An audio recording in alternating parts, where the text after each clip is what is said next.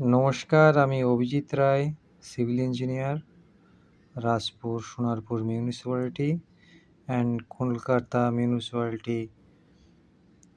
So আমার আজকের ভিডিওটা আ কিছু ইল্লিগাল কনস্ট্রাকশনের রুলস এবং রেগুলেশন সম্বন্ধে। দেখুন, এই বইটা রাজপুর সোনারপুরের মিউনিসিপ্যালিটির কনস্ট্রাকশন রুল বুক এবং এটা West Bengal municipality building rule এবং এই রুলগুলো আমাদের ন্যাশনাল বিল্ডিং রুল থেকেই নেওয়া। তো এখানে কিছু রুল মেনশন করা আছে।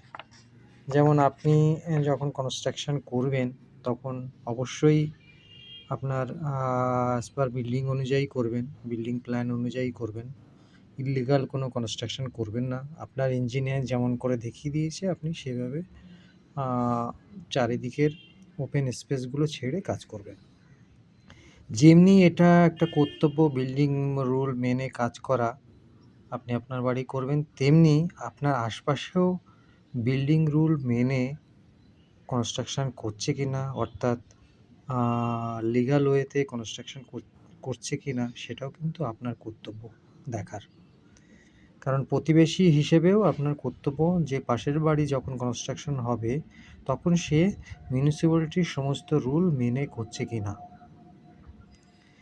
তো সবার কাছে অনুরোধ থাকবে, শুধু নিজের বাড়ি নয়, আপনার প্রতিবেশী, আপনার পাড়ায় কোনো কনস্ট্রাকশন হলে, কোনো ইল্লিগাল কনস্ট্রাকশন হলে আপনি গিয়ে ডাইরেক্ট ওনারের সঙ্গে অথবা কোনো কন্ট্রাক্টর বা মিস্ত্রিকে বলুন যে এটা কোনো রুল মেনে করছো কিনা বা প্ল্যান আছে কিনা। পৌরসভার রুল মেনে যেন কনস্ট্রাকশন করা হয়। আপনাদের শুধু নিজেদের আপনাদের বোঝার জন্য আমি কয়েকটা জিনিস একটু দেখিয়ে দিই, যেটা দিয়ে আপনি ইজিলি কথা বলতে পারবেন। দেখুন, এখানে পেজ নাম্বারটা দেওয়া আছে। দেখুন, এই যে রেসিডেন্সিয়াল ইউজ, মানে রেসিডেন্সিয়াল ইউজের ক্ষেত্রে হাইট, প্রথম দেখুন এই যে height of building up to 7 metre, মানে আমাদের দোতলা বাড়ি।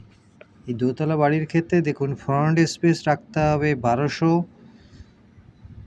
Open space on side 1, side 2, মানে আপনার বাঁ দিকে অথবা ডান দিকে দুটো সাইডে রাখতে হবে 1200, আর পিছনের দিকে যেখানে সেফটি ট্যাঙ্কটা তৈরি হবে সেখানে আপনাকে 2 মিটার রাখতে হবে। দেখুন, একদম মেনশন করা আছে। এটা না হলে আপনার কনস্ট্রাকশনটা লিগ্যাল কনস্ট্রাকশন না, ইল্লিগাল কনস্ট্রাকশন। এই যে চারিপাশের যে ছাড়গুলো সেটা ডিপেন্ড করে আপনার হাইট অফ বিল্ডিংয়ের উপর। এই হাইট অফ বিল্ডিং আপনাকে ডিপেন্ড করে আপনার রোড, আপনার সামনের যে রাস্তা আছে সেই রাস্তাটা কতটা চওড়া। এটা ইঞ্জিনিয়াররা ডিসাইড করে, এখানে অনেক ক্যালকুলেশনের ব্যাপার থাকে সেটার উপর। ইন জেনারেল যে জিনিসটা থাকে সেটাই আমি দেখাচ্ছি। দেখে নিন, এখানে রেসিডেন্সিয়াল পুরো মেনশন করা আছে, এই ছাড়টা আপনাকে ছাড়তেই হবে। এটা যখন আপনি দেখবেন কেউ ছাড়ছে না, ইল্লিগাল কনস্ট্রাকশন, এটা আপনার কর্তব্য।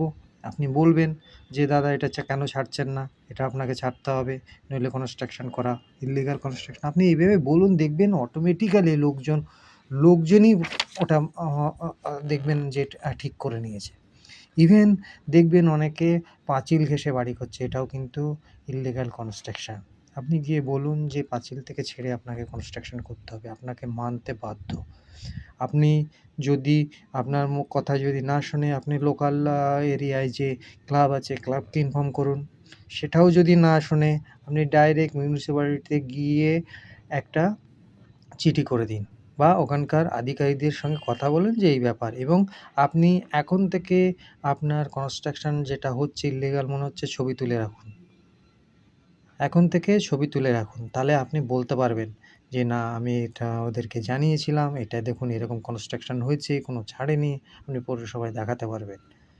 তাই আমার একটাই বক্তব্য থাকবে, আপনারা ইল্লিগাল কনস্ট্রাকশন করবেন না এবং ইল্লিগাল কনস্ট্রাকশনকে কোনো রকম প্রশ্রয় দেবেন না।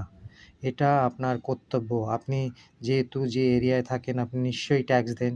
তাহলে এটাও কিন্তু আপনার কর্তব্য। কোনো সবসময় পৌরসভার সম্ভব হয় না কোনো কোথায় ইল্লিগাল কনস্ট্রাকশন হচ্ছে সবসময় দেখায় ছোটখাটো কনস্ট্রাকশন। এটা আমাদেরও কর্তব্য তাদেরকে ইনফর্ম করা, যাতে তারা জানতে পারে যে এখানে একটা ইল্লিগাল কনস্ট্রাকশন হচ্ছে। কারণ চারিদিকে যেভাবে ইল্লিগাল কনস্ট্রাকশন হচ্ছে তাতে মনে হচ্ছে আপনিই একমাত্র লিগ্যাল কনস্ট্রাকশন করে ভুল করে ফেলেছেন। তাই আপনাদের কাছে রিকোয়েস্ট থাকবে আপনি নিজেও সচেতন হন, অন্যকেও সচেতন করে তুলুন, যাতে একটা সুস্থ সমাজ গড়ে ওঠে লিগ্যাল ওয়েতে। Thank you for watching.